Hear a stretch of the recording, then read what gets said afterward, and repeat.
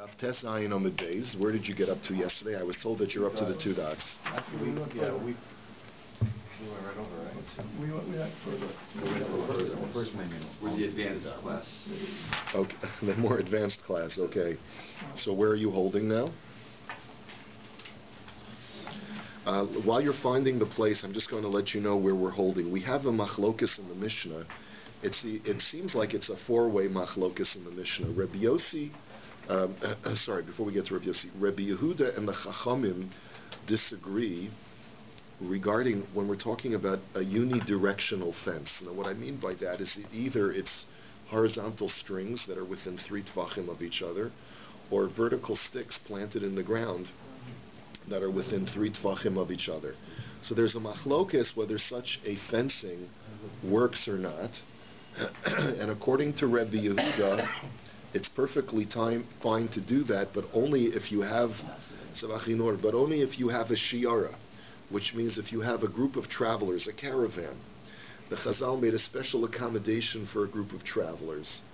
And the Chachamim say that no, we disagree. Even if you're not a group of travelers, then you're allowed to make this fencing. So that's the first machlokas. Then we have the Shita of Rabbi Yossi b'Rebbi Yehuda, and Rabbi Yossi b'Rebbi Yehuda says you're never allowed to make a unidirectional fence. Everyone understands what I mean, unidirectional, okay? It's only going up, either going shesi or erev, it's only going up vertically or horizontally, but it's not crisscrossing, okay? So Rabbi Yossi b'Rebbi Yehuda says you're never allowed to do that.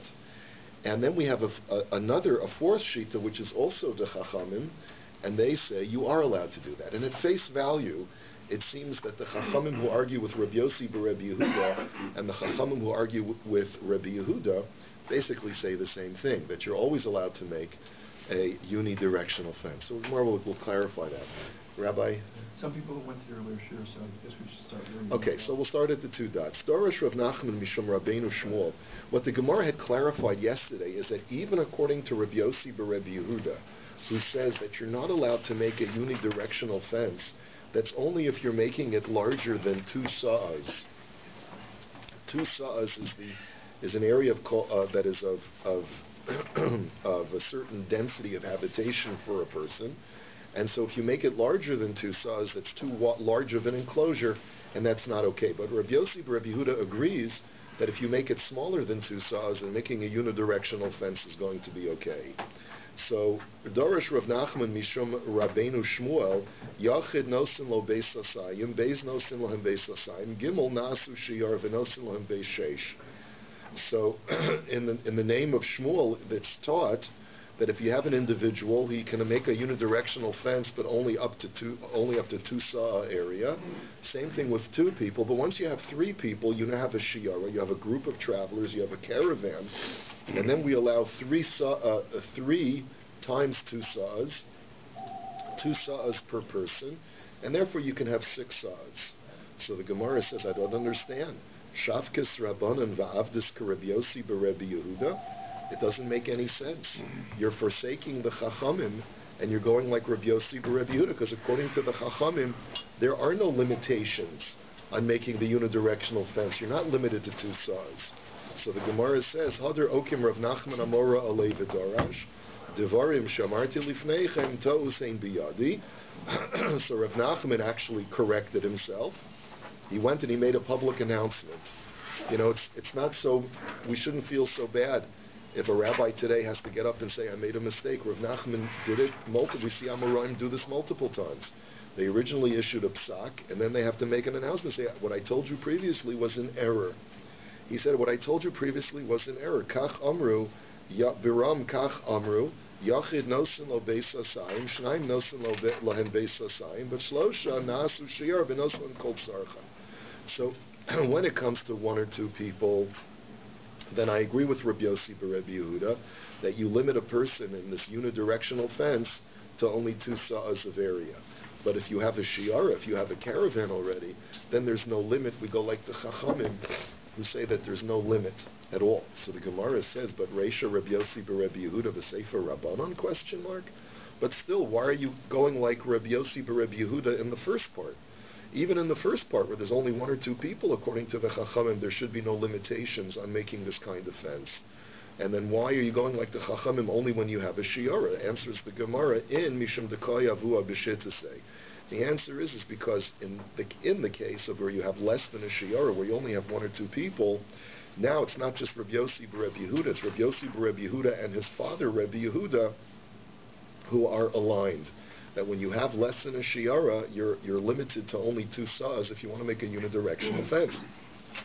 And it's on that basis, says Rav Nachman, that I feel confident being machmir like the two Tanoim. Amar Rav Gidol Amar Rav Shlosha b'chamesh asurin b'sheva mutarin. Now Rav Gidol quotes Rav as saying something very bizarre, and that is that when you have three people, then sometimes, even when they have an area of 5 sa'as, it's going to be usher for them to carry in that area when they made this kind of fence, which seems to run counter to everything that we've said. And b'sheva mutarim, and sometimes when you have 3 people, even when they make an area larger than 6 sa'as, if they have an area of 7 sa'as, it'll be permitted for them to carry, which seems to be completely contradictory. So Amar Lei, Amar Rav Hachi. So they said to Rav Gidol, did Rav really say such a bizarre thing that seems to be a paradox? Amar Lahu, Oraisa Neviyu Chasivi the Amar Rav Hachi. He said, I declare or I swear by the Torah, by the Nevi'im, and by the Ksuvim that Rav indeed say such a thing. But he left us hanging. He didn't bother explaining. So now we need Rav Ashi to explain. Amar Rav Ashi, my kasha, Dilma Hachika Amar, Hutzrechu L'Sheish Vehikifo B'Sheva. That it means as follows. It all depends upon the needs of the group. If the group actually need the utility space of 6 sa'as, then they're allowed to have even more than 6 sa'as. Then even if they hikifo b'sheva, afilu b'sheva mutar, as long as they don't go up to 8. Now the reason that they can't go up to 8 is because, according to both Rabbi Yossi, Rabbi Yehuda, and Rabbi Yehuda, if you have this very weak kind of unidirectional fence, you cannot have a space within the enclosure that is 2 sa'as that are not being utilized by human beings. The entire area has to be utilized, and up to 2 sa'as can be empty space. But if you have 2 sa'as or more that's empty space, then it invalidates the enclosure. So therefore, when they need the full 6 sa'as, because each guy wants to spread out all of his camp and his gear and everything like that, then you can have up to 7 sa'as, and it's no problem. Lo hutzruchu ela lechamesh. Now the grut changes the girsa, which makes a little bit more sense. Lo hutzruchu ela leshalosh veikifu afilu b'chamesh asur. But if they don't need that much space, if each guy is very mitzumtzam, is very limited in his utilities, and all he needs is like one little saw of space, so they only need 3 saws, then even if you have a 5 saw enclosure, since Lamaisa you have 2 saws that are being unused and are just blank space, that invalidates the enclosure. So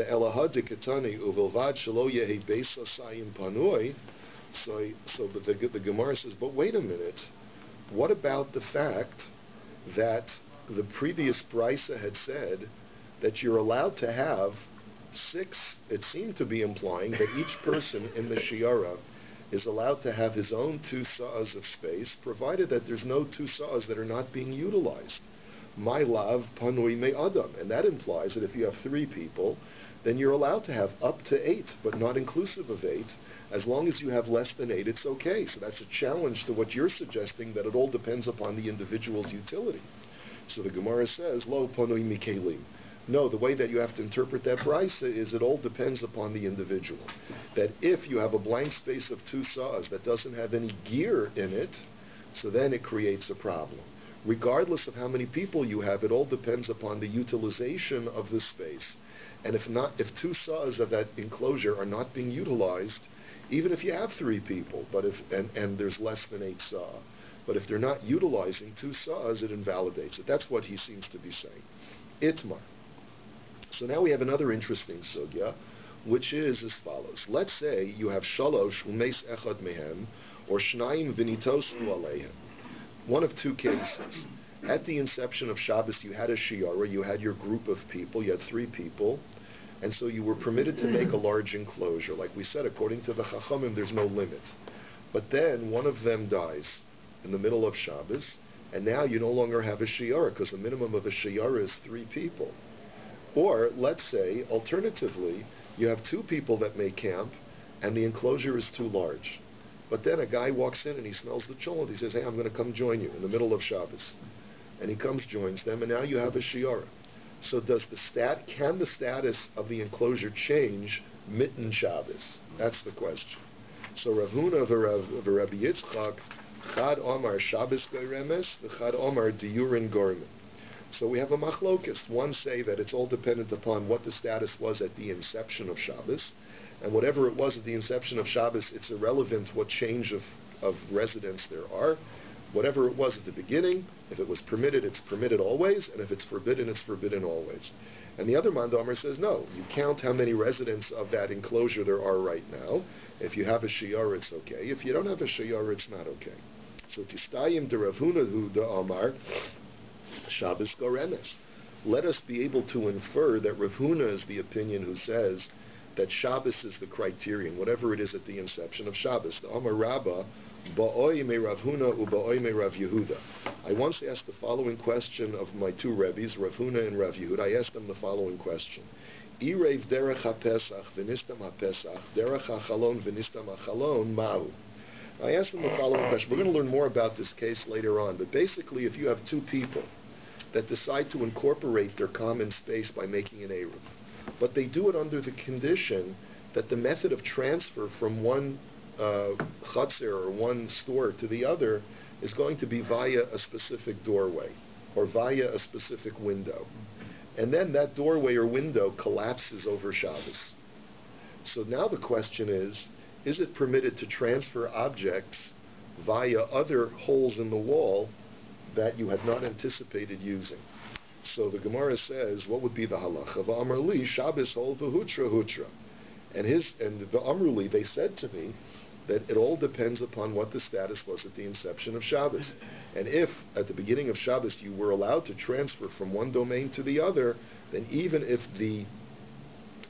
the portal by which that transfer was assigned is no longer usable, you can still continue transferring from one domain to the other, because you look at it at what it was at the inception of Shabbos. So the Gemara says, that's a good raya, that according to Rav Huna, you look at things the way they were at the beginning of Shabbos, and they retain that status the whole Shabbos. Well, with ERU in our city, for instance, if word gets out that something's breached. So 1 second, you'll have to see. That's a very good point, Bob, and we have to go a little bit further in the Gemara to see how we apply this. So Leima Rav Huna v'Rabbi Yitzchak beplukta de Rabbi Yossi v'Rabbi Yehuda kamifluki. Let us now suggest that this machlokas of these Amoraim is also a machlokas tanoim as follows. Ditnan chatzar shenifritz mishtei ruchoseh. You have a chatzar where there was an eruv made, and 2 of the walls collapse. So that's more analogous to your question, Bob. V'chein baya shenifritz mishtei ruchoseh, or if you have a house that collapses on 2 sides, v'chein mavoi shenitlu karosav u'lechayayin, or if you have a mavoi that you made the remedy to allow you to carry by putting a lechi or a korah, and they fall down over Shabbos. So mutarin la'osa Shabbos, v'asurin la'asid lavo divrei Rabbi Yehuda. Rabbi Yehuda is of the opinion that you can continue carrying for the remainder of that Shabbos, even though it collapsed, but the following Shabbos you have to fix it before you'll be allowed to carry. And Rabbi Yossi Omer, im mutarin la'osa Shabbos, mutarin la'asid lavo, v'imasurin la'asid lavo, asurin la'osa Shabbos. And Rabbi Yossi disagrees. He says, no, you got to look at it the way it is right now. If right now, in a vacuum, you would not be allowed to carry, then whatever it was at the inception of Shabbos is irrelevant. So if right now you don't have a lechi or a korah on your mavoi, forget about it. You can't carry.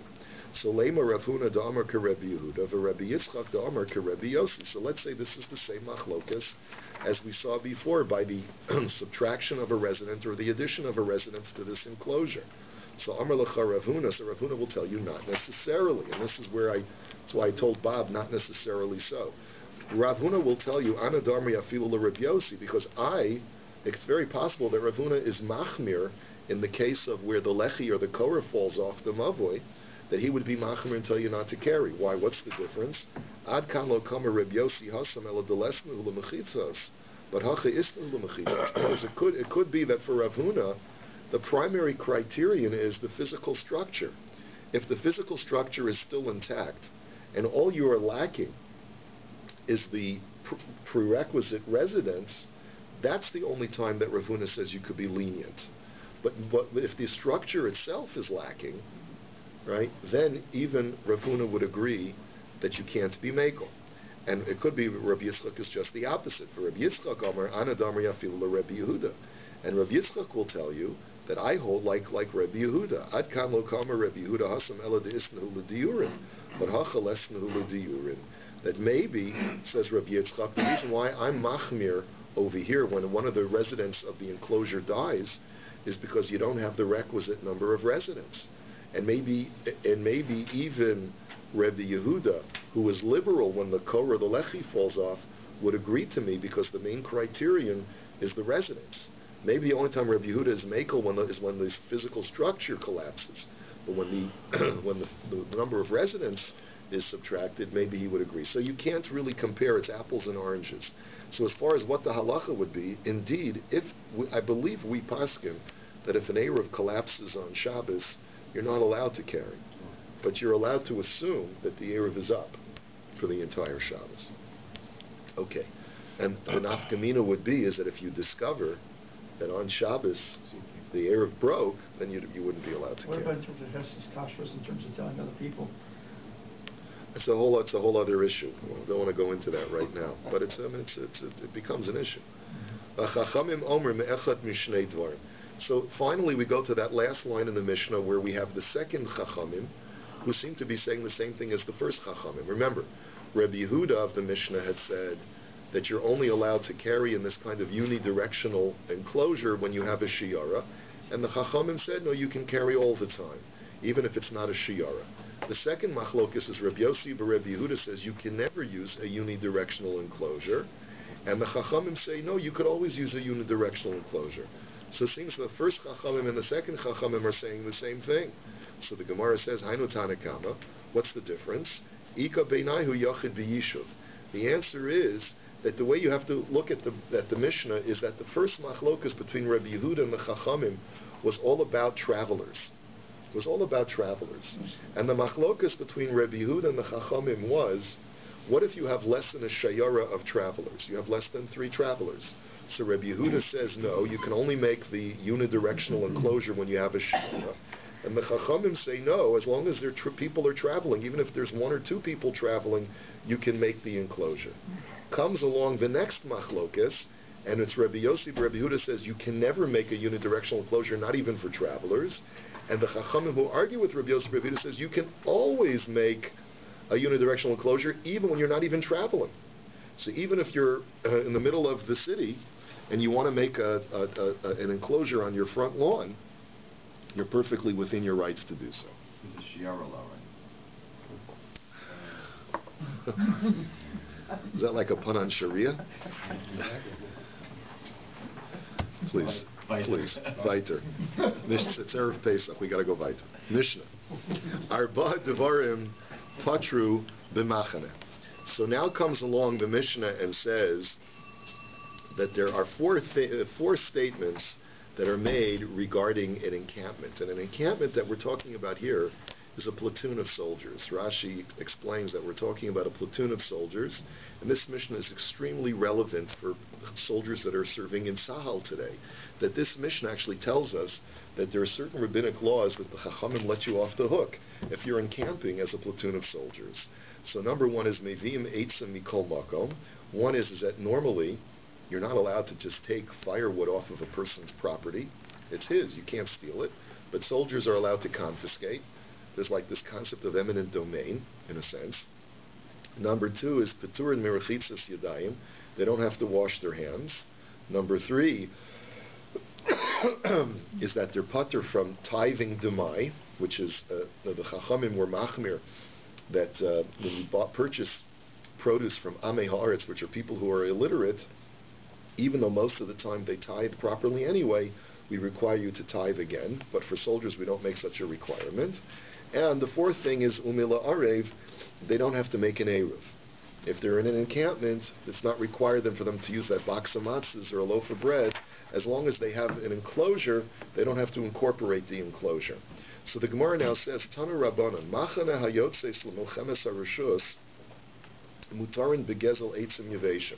So the Bryce elaborates, and it says that if you have an encampment of soldiers that are going out to a milchemes rishus, and that's a chiddush, that even though they're not involved in kibush haaretz, they're not involved in the conquest of Eretz Yisrael, but they're only going, let's say, to expand the borders, nevertheless, even they are permitted to take wood from other people's property, dry wood that is meant for kindling.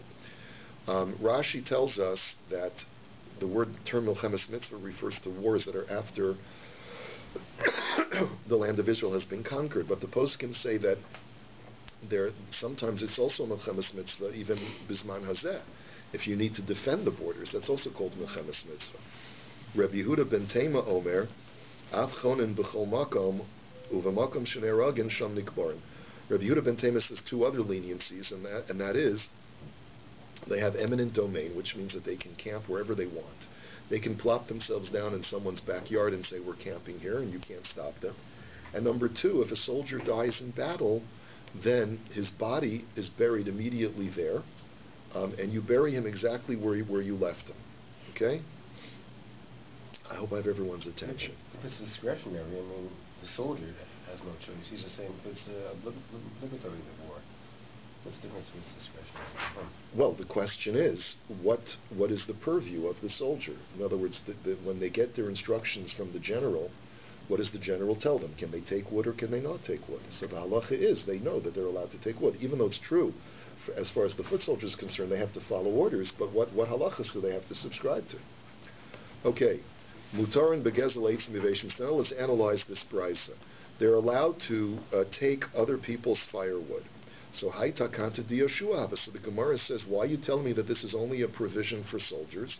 This was a provision, one of the 10 provisions that Yehoshua made before giving the land of Israel as an inheritance to the Jewish people. He wanted to make sure that there would not be strife over ownership, so he created 10 leniencies as far as land ownership. And one of them was, as it says, the Omar Mar, Asara Tanoim Hisna Yehoshua. There were 10 conditions that Yehoshua made. Number one, Sheyu Marin Bechorshin.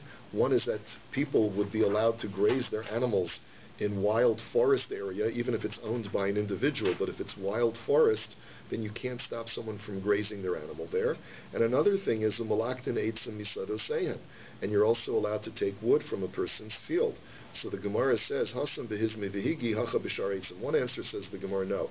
Yehoshua only permitted people that are not soldiers to take thorns and thistles that are discards from people's fields.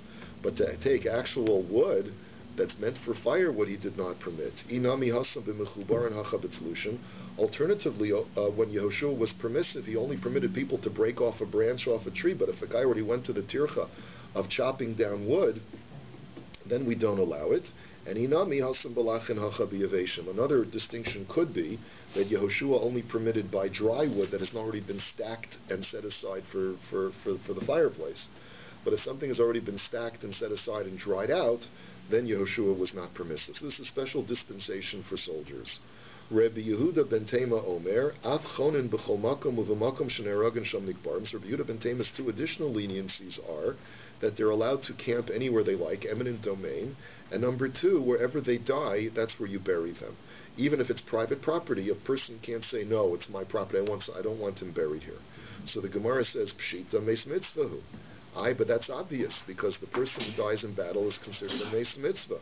Meis mitzvah konan makomo. And a person who's a meis mitzvah, you bury him immediately where you find him, and no one can stop you. So the Gemara says, Lo tzricha afagav the islay kovrim. The answer is that we're talking about where the soldier who falls in battle has relatives, has family, who are willing to claim the body and take it for burial. The Tanya Ezehu Meis Mitzvah Kol Shein Lo Kovrin Kori V'Achrim Onim Oso Ein Ze Meis Mitzvah.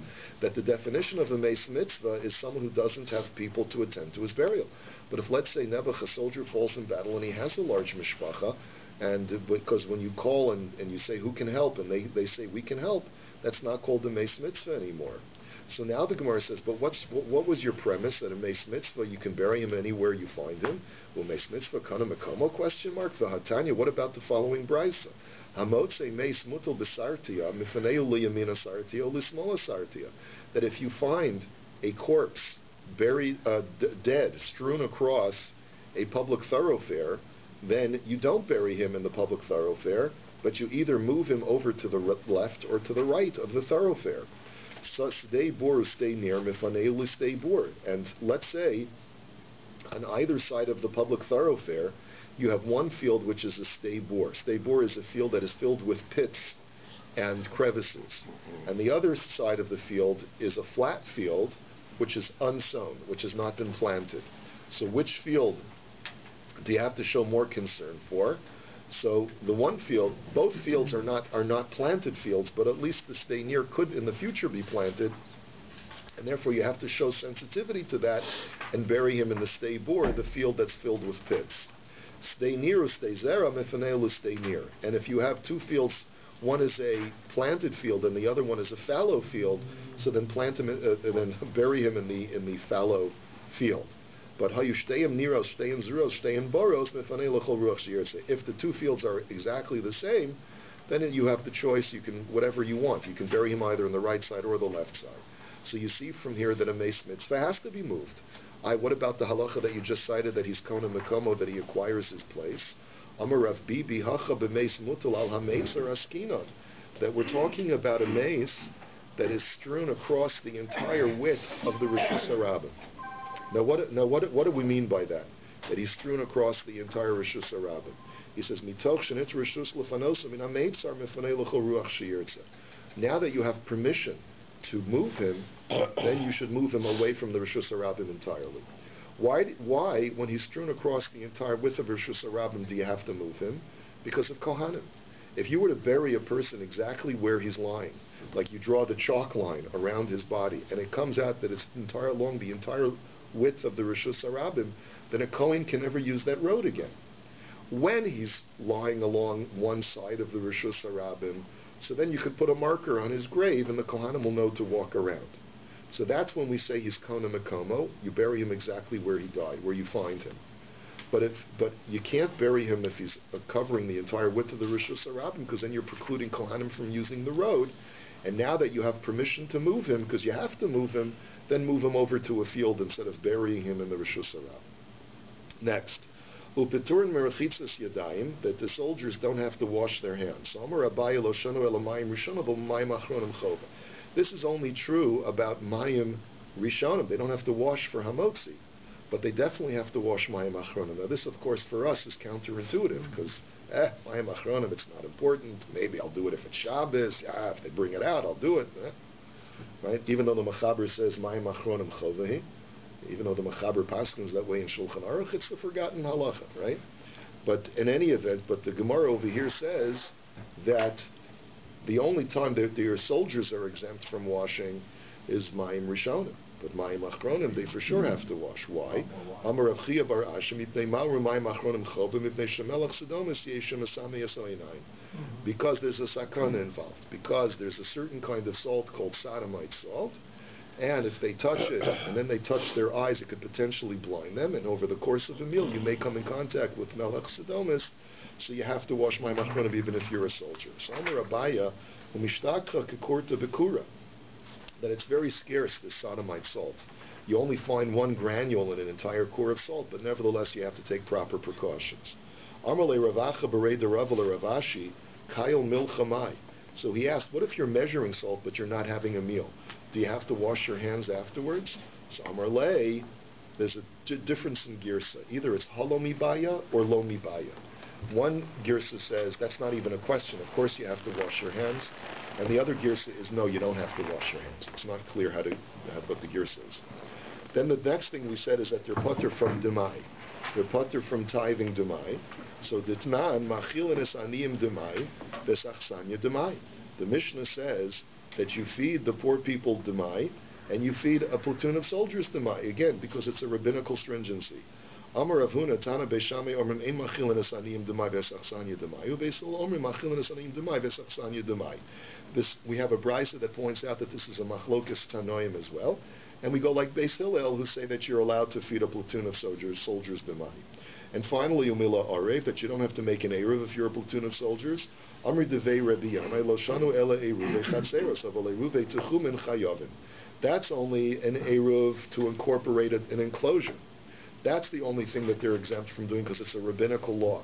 But when it comes to eruv tchumin, which permits you to walk beyond the 2,000 amma limit of your boundaries, we've learned a little bit about this before, there even soldiers have to make an eruv tchumen if they wish to walk beyond 2,000 amos of where they're camped. How do you know this? The Tani Rebbe Chia lo ken al eruv tchumen devar Torah. Because if a person does trespass beyond the 2,000 limit, then you get malchus for that. So you see that it's a Torah law. So the Chachamim can't be lenient on a Torah law. So Maskefla Rabbi Yonasan v'chiloken alav sheba'al. So Rabbi Yonasan asks a bit of a strange question. He says the Torah doesn't say use the word lo, it uses the word al. And the word al also means don't, but it's not using the word lo. So his assumption is, or at least the way he phrases his initial question is, the only time you get malchus is if the Torah phrases the thou shalt not using the word lo. But if it phrases the term using the word al, then you don't get malchus for it. Now what's the pasuk that Rabbi Yonasan is referring to? It says, Al yetze ish mimakomo bayom hashvi. Let a person not leave his place on the seventh day. So that, Rabbi Yonasan assumes, is the pasuk to tell me that you're not allowed to trespass beyond 2,000 amos, and therefore you don't get malchus for that. So how can you tell me that you get malchus for trespassing beyond 2,000 amos? So maskef Ravacha bar Yaakov elameata dichsiv al tifnu ela avos vela yidaonim achanami delolaki. So the Gemara says, but look at one of the most stringent averas in the Torah, which is following Ovin Yidoni, which is avodah zarah. What are you going to tell me? Because the Torah uses the word al instead of using the word lo, we don't have to take it as seriously. You don't get malchus for that. I mean, it's avodah zarah for goodness sake. So how could that can't be the taich? So the Gemara says, Rabbi Yonasan hachi kashale. So let's really understand what Rabbi Yonasan was asking. Lav shenitein lasoros misas beistin. The cholav shenitein lasoros misas beistin ein lokin alav. What he meant to say is that his assumption, the way Rashi explains it, is when the Torah says al yetze ish mimakoma bayom hashvi, let no person leave his place on the seventh day, he reads the word yetze also as yotzi. Rabbi Yonasan in his Havamina thought that the very same text which tells me that I'm not allowed to trespass beyond 2,000 amos is also the source text for the prohibition of carrying on Shabbos, because Yetze and Yotzi are very similar words. It's just a difference in nikud, just a difference in punctuation. So therefore, his thinking was that since this is the source text for something that if I do that malacha I get the death penalty, normally a source text which has a provision of death penalty does not also at the same time provide malchus. And that's what he was asking. How can it be that you get malchus for walking beyond the border on Shabbos if it's derived from the very same pasuk that gives you the death penalty when you carry? So Amar Ravashi miksiv al yotzi al yetziksiv. So Ravashi says your assumption is incorrect. That pasuk is not the source text for the prohibition of carrying on Shabbos. There is no source text for the prohibition of carrying, just like the other 39 malachas of Shabbos. This pasuk is specifically referring to going beyond a certain distance on Shabbos, and since it's not talking about the malachas, it's only talking about an Isser Deraisa which gets you malchus, so that explains why you can get malchus for it. Hadron alach mavoi, we'll do just the first few lines of the Mishnah. Osin pasin lebiros arba diumdin nira kishmona diver Rebbe Yehuda. You should by now be familiar with this principle of pase biros. We've actually a big accomplishment. We finished the first parak of ERU. Pretty good. We're still around. So we had learned in the first Mishnah of the first parak that the rabbis made a special provision for travelers in between cities, and there are wells on certain well-known caravan paths, and those wells pose a problem on Shabbos because if you draw water out of the well, you're transferring from Rishus HaYachid to Rishus HaRabim. So what they said is what you're allowed to do is you can make not complete walls because you're traveling for goodness sake, but rather what you could do is you can make 4 corner pieces which are L-shaped corners, and put them around put them on four sides of the well, and that will allow you to carry inside and consider it to be a Rishus HaYachid. And that's what Rabbi Yehuda means. He says 4 that looks like 8, which means each L-shaped corner is made out of 2 boards. So it's 2 times 4, that's 8.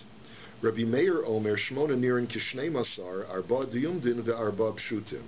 And Rabbi Meir disagrees. Rabbi Meir is a little bit more stringent because he limits the space that you're allowed to have between the L-shaped corners.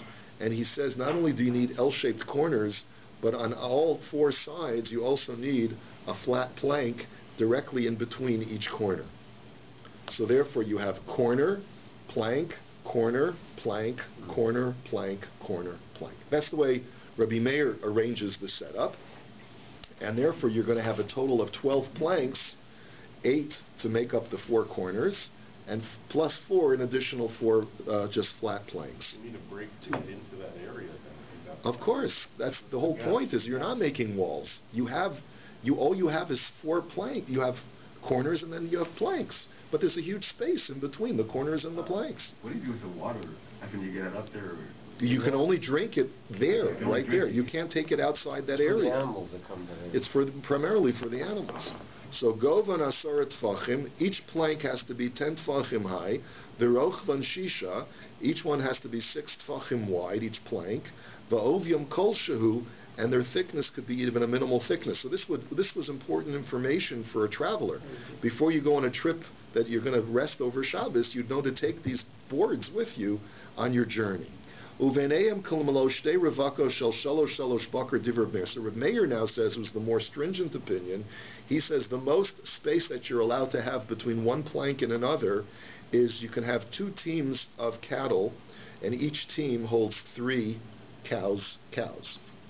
So you have the width of 6 cows can pass between each plank, and that is a total of, we'll see later on, it's 10 amos.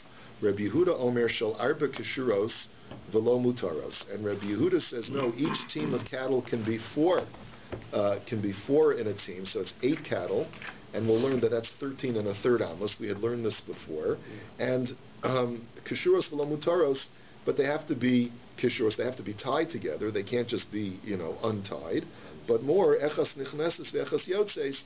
But you don't have to have them all facing one direction. You could imagine if one team of cattle was going in and the other team of cattle is going out, then even though, let's say, the back side of the cow is wider than the front side, so then as long as you can have both teams going in opposite directions squeeze through, so then you're okay. Now, mutter lahakriv lebe'er.